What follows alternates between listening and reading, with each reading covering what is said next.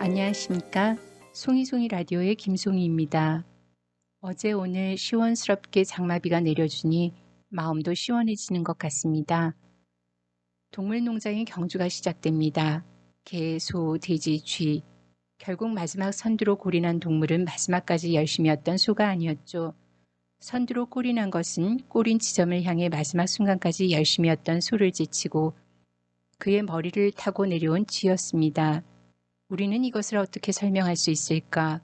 과연 쥐가 마지막 선두로 골인할 수 있었던 것은 그의 지혜로움 때문이었을까? 특별히 규칙을 위반한 것은 아니었으니 쥐는 정당한 것으로 보아야 했을까? 이런 세상을 만나게 될 때 자기 무능함이랄까 자괴감이랄까 인생 무상함을 느끼게 되지는 않으십니까? 동물의 세계를 살펴보면 오히려 인간이 배워나가야 할 지식과 사랑을 거기서 배우게 되는 것 같습니다.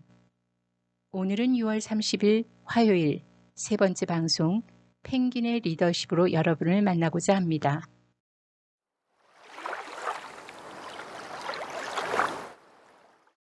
아무리 잘 달리던 야생마도 얼음 위에선 무능합니다. 반면 아무리 뒤뚱거리던 펭귄도 얼음 썰매 하나 제대로 만나면 정말 빠르게 달리죠.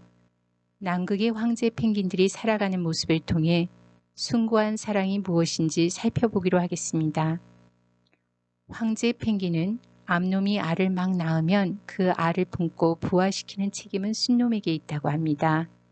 암놈 펭귄으로부터 자기 품으로 제대로 알을 받아내는 일부터 꼬박 추위를 참고 견디며 부화시키는 일은 보통 어려운 일이 아닙니다.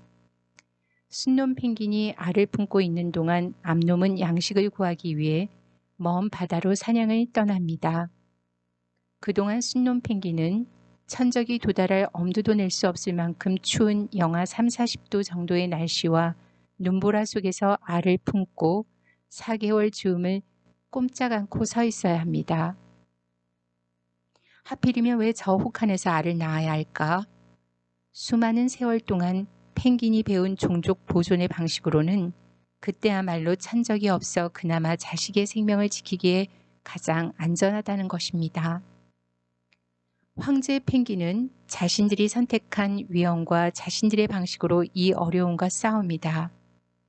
한 줄씩 나란히 겹겹이 줄을 선 채로 모여있는 펭귄들은 안쪽으로 줄을 서는 것보다 더 극심한 추위를 견뎌야 하는 바깥쪽의 펭귄들에게 순서를 지켜 안쪽의 자리를 한 번씩 양보합니다.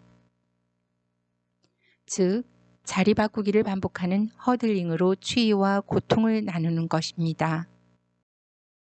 공평하게 분담된 희생과 양보가 집단을 살리고 세대를 이어가게 합니다. 그런 고생 끝에 검은 깃털이 다 빠지고 먹지 못해서 아사할 지경이 될 무렵 새끼들이 태어납니다. 2달간 아무것도 먹지 못한 수컷 펭귄은 위벽에 모아두었던 음식을 토해서 새끼들을 먹입니다.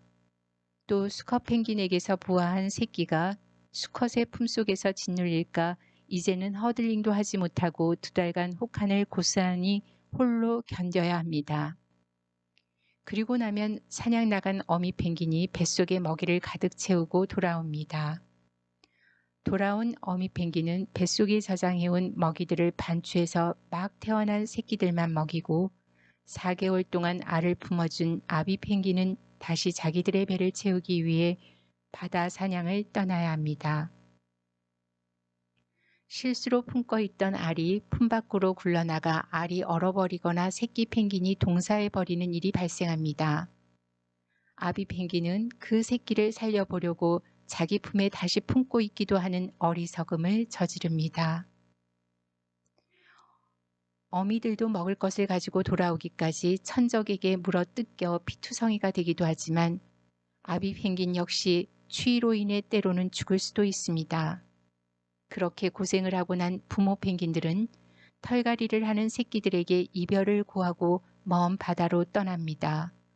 목숨을 걸고 길러낸 새끼지만 펭귄들은 각자의 삶 자체를 새끼들의 몫으로 남겨두고 그들의 뒷모습만 보인 채 눈보라 속으로 사라져 갑니다.